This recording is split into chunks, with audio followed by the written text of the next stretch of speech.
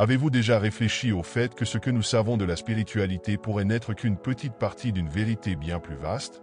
Et s'il existait un savoir si puissant, si transformateur, qu'il aurait été délibérément effacé de l'histoire, caché par ceux qui auraient dû le préserver? Imaginez un instant que, derrière les Écritures sacrées, se cachent des secrets millénaires capables de bouleverser notre compréhension du divin, de l'univers et même de nous-mêmes. Et si l'Église avait supprimé ces vérités afin de contrôler notre vision du monde spirituel? Aujourd'hui, nous allons explorer un mystère oublié par le temps, ce savoir ancien délibérément effacé et l'impact qu'il pourrait avoir sur nos vies. Mais avant de plonger dans ce mystère, prenez un instant pour liker la vidéo, vous abonner à la chaîne et activer la cloche. De cette manière, vous ne manquerez aucun contenu à venir et vous nous aiderez à continuer de partager des réflexions aussi profondes que celles-ci. Prêts à percer cette énigme ensemble? Peu de gens le savent, mais au fil des siècles, une série de textes sacrés ont été délibérément exclus des Écritures que nous connaissons aujourd'hui.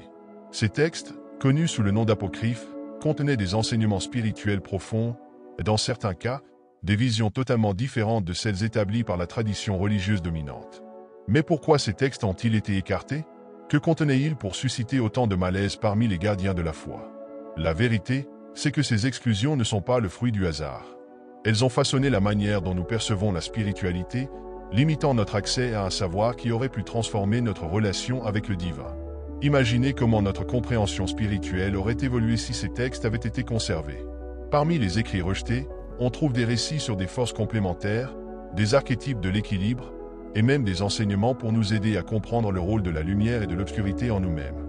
En supprimant ces archives, nous avons non seulement perdu une partie essentielle de notre histoire, mais aussi un chemin vers une spiritualité plus riche, inclusive et connectée. Et si, au bout du compte, ce savoir était exactement ce dont nous avons besoin pour redécouvrir notre essence et notre lien avec l'univers? Avez-vous déjà entendu parler de Margaret Barker?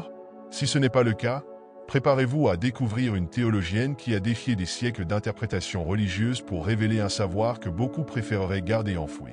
Ce qu'elle a découvert est si saisissant qu'il pourrait bouleverser notre manière de comprendre la spiritualité. Margaret Barker s'est plongée dans des textes anciens et a découvert quelque chose de surprenant.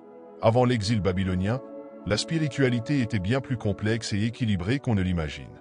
Vous êtes-vous déjà demandé à quoi ressemblerait un monde où le divin ne serait pas seulement une force masculine, mais un équilibre entre le masculin et le féminin? Au cœur de cette théologie ancienne se trouve une figure presque oubliée, Ashra. Mais qui était Ashra? Et pourquoi son existence a-t-elle été systématiquement effacée? Barker pense qu'elle représentait l'union entre le ciel et la terre, la sagesse et la création. Alors, pourquoi une figure si importante a-t-elle été reléguée dans l'ombre? Réfléchissez Y. Et si cet effacement n'était pas seulement une question historique, mais une décision délibérée pour modeler notre vision du divin? L'exclusion d'Ashra nous aurait-elle privé d'une compréhension plus profonde de l'équilibre spirituel et du rôle du sacré féminin dans nos vies? Ces questions ne sont que le début. Car plus nous explorons, plus nous réalisons que la spiritualité qui nous a été présentée n'est qu'une fraction de quelque chose de bien plus vaste. Mais jusqu'où ces découvertes peuvent-elles nous mener? Et sommes-nous prêts à remettre en question tout ce qu'on nous a enseigné jusqu'à présent? Qui, en fin de compte, était Ashra? Pour comprendre l'ampleur de son importance, nous devons revenir aux origines des traditions spirituelles, lorsque la connexion avec le divin était perçue comme un équilibre entre des forces complémentaires. Ashra n'était pas simplement une déesse dans un panthéon oublié, elle représentait l'archétype du sacré féminin, l'harmonie, la création et la sagesse. Dans de nombreuses cultures anciennes, elle était vénérée comme la contrepartie féminine du divin masculin, symbolisant que l'équilibre entre ces forces était essentiel à l'existence. Mais alors, pourquoi a-t-elle été effacée? Pourquoi sa présence a-t-elle été systématiquement retirée des Écritures? Selon Margaret Barker, la réponse est enracinée dans une transformation profonde et patriarcale survenue pendant la période de l'exil babylonien.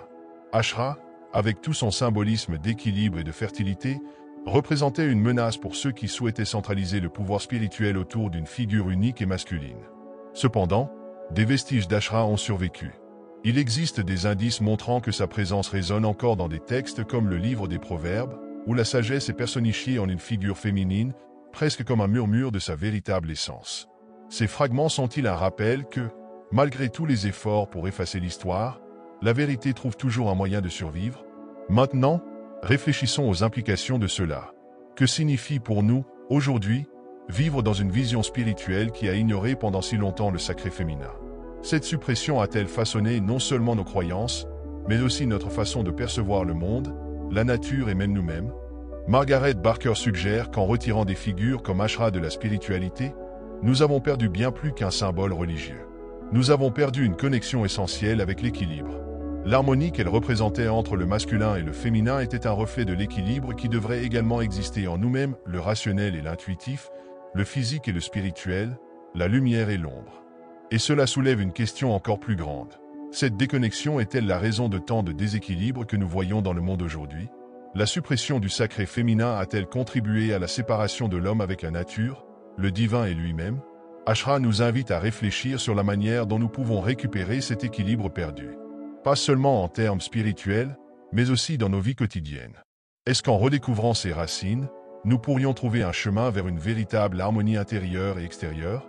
Ces questions n'ont pas de réponse simple, mais peut-être est-ce précisément cela qu'Ashra représente, un mystère à explorer, une sagesse qui n'aurait jamais dû être oubliée.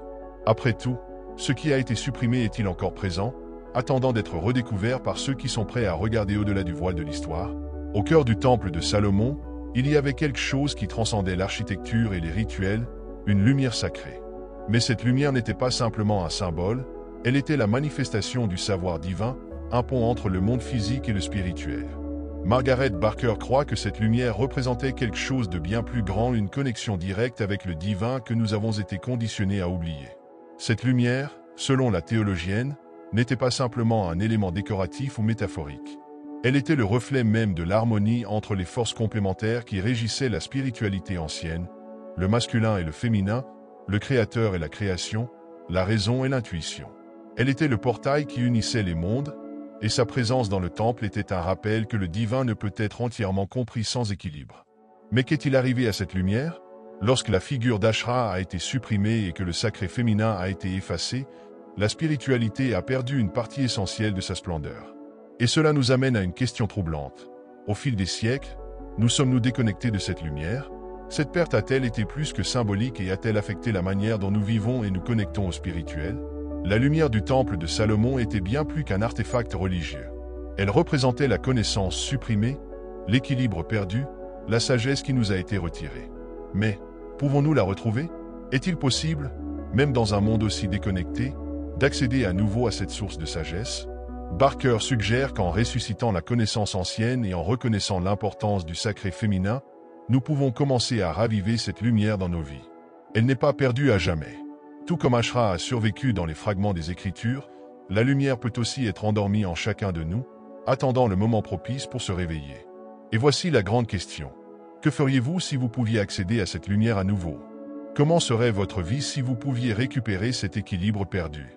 Peut-être que la réponse réside dans le chemin que nous choisissons de suivre à partir de maintenant, dans la volonté de regarder au-delà de ce qui nous a été enseigné et de rechercher ce qui a toujours été caché, mais jamais complètement perdu. Et si tout ce que nous avons perdu au fil de l'histoire n'était pas complètement perdu, mais simplement endormi, attendant d'être redécouvert, les révélations sur le sacré féminin, Ashra et la lumière du temple de Salomon ne sont pas seulement des histoires du passé, elles sont des invitations à réfléchir sur le présent et l'avenir de notre spiritualité. Pensez Y. Qu'aurait-il été différent si nous n'avions jamais effacé ces parties fondamentales de notre connexion au divin? Serions-nous plus connectés les uns aux autres, à la nature, et à l'équilibre entre l'esprit, le corps et l'âme? Nos vies seraient-elles plus complètes, plus harmonieuses? Peut-être est-il temps de ressusciter cette sagesse oubliée. Car ce que Margaret Barker nous montre n'est pas seulement une critique du passé, mais une opportunité de transformation. Le sacré féminin n'a pas été détruit. Il est présent dans les traditions, dans les symboles, dans les fragments qui résistent encore au temps. Et la lumière du temple, si symbolique et si puissante, peut être ravivée en chacun de nous. Mais pour cela, nous devons nous poser la question. Sommes-nous prêts à remettre en question tout ce qui nous a été enseigné? Sommes-nous disposés à rechercher la connaissance qui a été supprimée, à reconstruire l'équilibre qui a été rompu? Laissez ces questions résonner en vous. Car peut-être que le premier pas consiste simplement à accepter que la vérité peut être plus grande que ce qui nous a été permis de voir. Si vous croyez que la connaissance supprimée a le pouvoir de transformer notre vision du monde, partagez cette vidéo avec quelqu'un qui est aussi en quête de réponse. Écrivez dans les commentaires ce que vous pensez de ces découvertes et comment elles influencent votre perception de la spiritualité. Et n'oubliez pas, ensemble, nous pouvons continuer à explorer ces mystères, à récupérer l'équilibre perdu et à raviver la lumière qui a toujours été avec nous. Abonnez-vous à la chaîne, activez la cloche et suivons ce chemin ensemble.